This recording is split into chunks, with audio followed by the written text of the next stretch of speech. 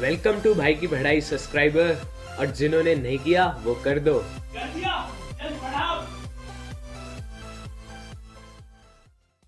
और बे आ गए 10वीं में।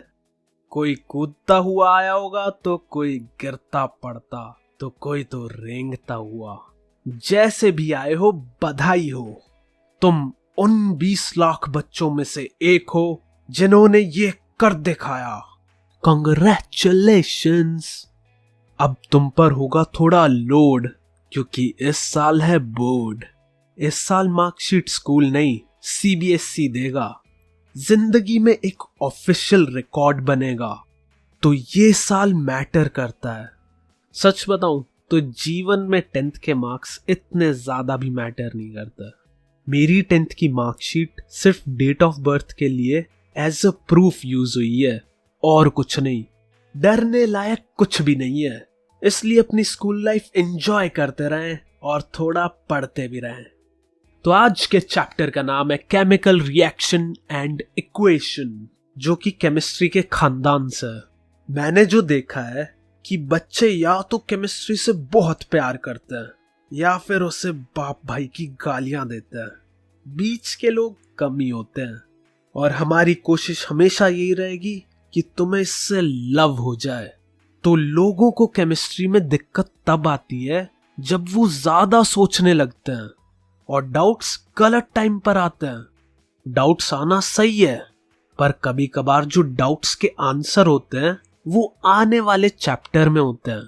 तो उस सस्पेंस के खुलने का थोड़ा सा सब्र करो।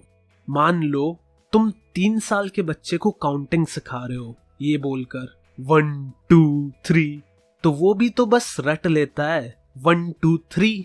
पर अब तुम सोचो, जब तुम उस बच्चे के सामने बोलो 1 2 3 और वो बोल दे अबे क्या बोल रहा है 1 2 3, क्या चीज है ये। अब उस बच्चे को ये थोड़ी समझाने बैठोगे कि इसे काउंटिंग कहते हैं, इससे फिर एडिशन सब्ट्रैक्शन कर पाते हैं, और आगे चल के 10वीं में इस काउंटिंग के कारण x की वैल्यू निकालने में हमें मदद मिलती है। अगर उसे ये बात समझ आ गई तो वो तो बोल देगा गाल खींचने तक तो ठीक था, लेकिन भाई ये सब हमसे नहीं हो पाएगा। मैं मम्मी की कोख में वापस जा रहा हूँ, मुझे नहीं रहना इस जालिम दुनिया में। तो केमिस्ट्री में भी कभी कभार यही दिक्कत होती है। केमिस्ट्री में पुरानी चीजें याद ना हो तो आगे दिक्कत आती है।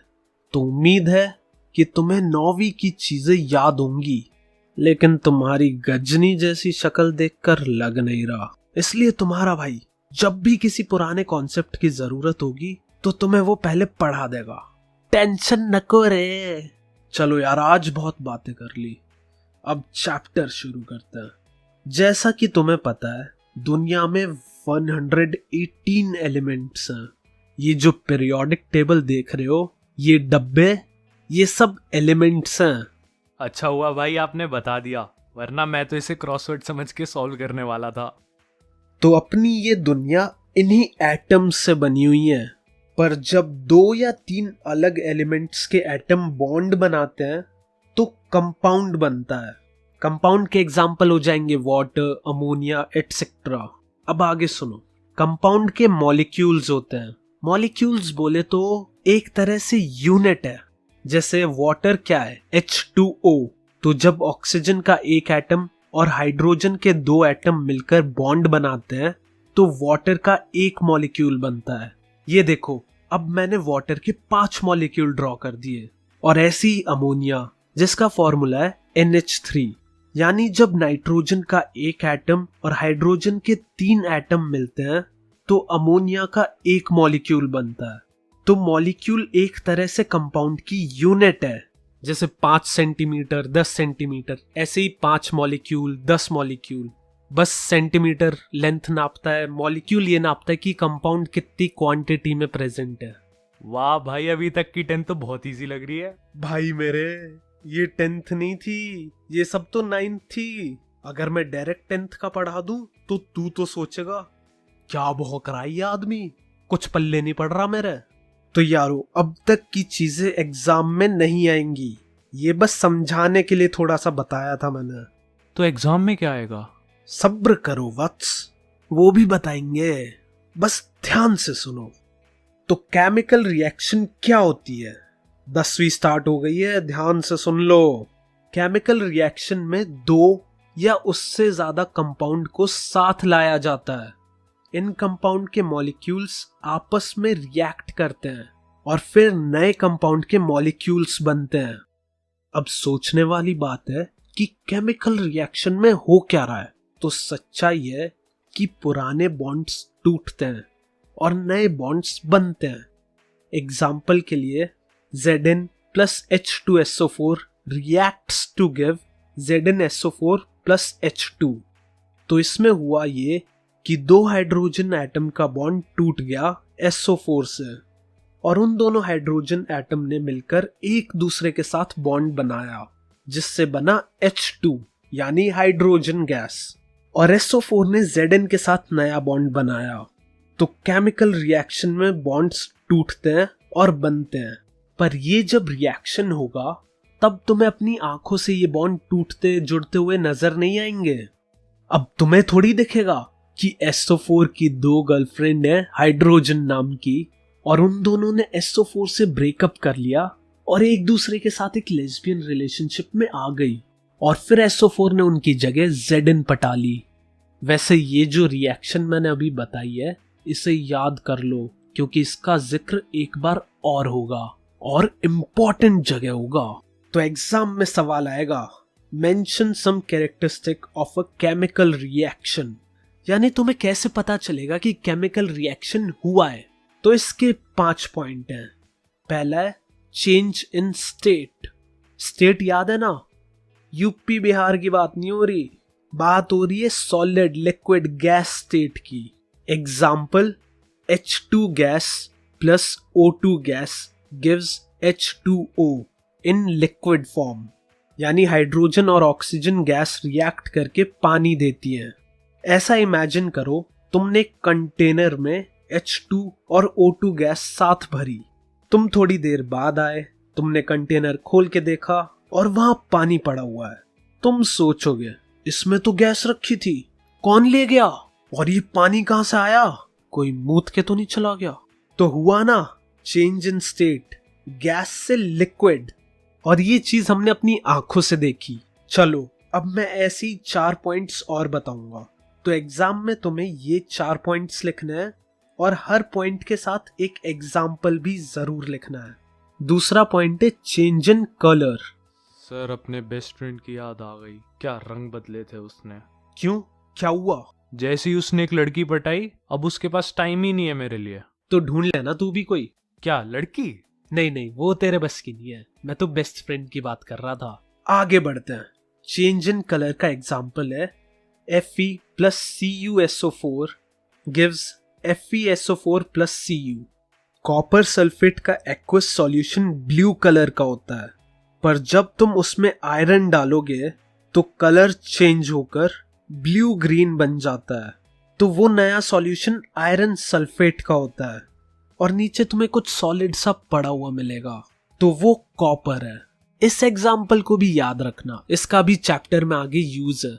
और जो इंटेलिजेंट बालक सोच रहे हैं कि एक्वस सॉल्यूशन क्या होता है, तो जैसे पानी में नमक मिक्स करते हैं तो उसे सॉल्ट सॉल्यूशन बोलते हैं, वैसे ही कॉपर सल्फेट के क्रिस्टल को जब हम पानी में डालते हैं और मिक्स करते हैं तो उसे एक्वस कॉपर सल्फेट सॉल्यूशन कहते हैं। तीसरा पॉइंट है एवोल्यूशन ऑफ गैस, यानी गैस का निकलना। इसका एग्जाम्पल तो मैं ऑलरेडी बता चुका हूं। अरे बताया तो था, जब 2 हाइड्रोजन एटम लेस्बियन रिलेशनशिप में आते हैं। अब आया बुद्धि में? हाँ, वही था। Zn plus H2SO4 gives ZnSO4 plus H2। इस रिएक्शन में H2 यानी हाइड्रोजन गैस रिलीज होती है। चलो अब 4th पॉइंट पर आते हैं, चेंज इन टेम्परेचर, और एग्जाम्पल है CaO plus H2O gives CaOH2। Calcium oxide solid होता है, जब उसका रिएक्शन पानी से करवाते हैं तो कैल्शियम हाइड्रोक्साइड बनता है, और साथ में बहुत सारी एनर्जी रिलीज होती है हीट की फॉर्म में। इस रिएक्शन को परफॉर्म करने के बाद अगर तुम टेस्ट ट्यूब को टच करोगे तो तुम बोलोगे हाय गर्मी। तो यहाँ इस रिएक्शन में टेम्परेचर बढ़ा यानी चेंज हुआ, और इस रिएक्शन का आगे भी 1-2 बार जिक्र है। तो अगर तुम चाहते हो कि तुम्हें अपने मार्क्स सही सलामत मिले तो इसको भी याद कर लो। अरे हाँ, एक चीज तो मैं बताना भूल ही गया, कैल्शियम ऑक्साइड को प्यार से क्विक लाइम और कैल्शियम हाइड्रोक्साइड को स्लेक लाइम भी कहते हैं। ये इनके कॉमन नेम है। 5वां और आखिरी पॉइंट, फॉर्मेशन ऑफ प्रेसिपिटेट। इसमें होता क्या है कि तुम 2 सॉल्यूशन को मिलाओ और रिएक्शन के बाद तुम्हें सॉल्यूशन के नीचे कुछ सॉलिड सा दिखे तो उस सॉलिड को प्रेसिपिटेट कहते हैं। उदाहरण के लिए लेड नेट्रेट सॉल्यूशन और पोटेशियम आयोडीन सॉल्यूशन के रिएक्ट करने से बनता है पोटेशियम नेट्रेट सॉल्यूशन, और उसमें येलो कलर का प्रेसिपिटेट मिलता है जो कि लेड आयोडाइड होता है, कुछ पॉटी जैसा दिखेगा। मैं एक बार 5 पॉइंट एग्जाम्पल के साथ बोर्ड पर फिर लिख देता हूं। तो यार आज के लिए इतना बहुत होगा। अगली वीडियो में हम मिलकर पढ़ेंगे केमिकल इक्वेशन और उसको बैलेंस कैसे करते हैं उस बारे में। वैसे दोस्तों मैं होमवर्क नहीं देता, पर हो सके तो अगली वीडियो देखने से पहले 9th क्लास की साइंस की एनसीईआरटी का 3रा चैप्टर खोलना और टॉपिक 3.4 राइटिंग केमिकल फॉर्मूले पढ़ना, या फिर यूट्यूब पर मेरी atoms and molecules episode number 2 वाली वीडियो देख लो, और जैसे ही मूल कॉन्सेप्ट शुरू हो तब बंद कर देना। चलो फिर मिलते हैं अगले एपिसोड में। ओए मच्छर मारने वाला रैकेट दियो, पट पट पट पट। हाँ, अच्छा हुआ टेनिस नहीं खेलता, वरना ओलंपिक में गोल्ड पक्का था मेरा।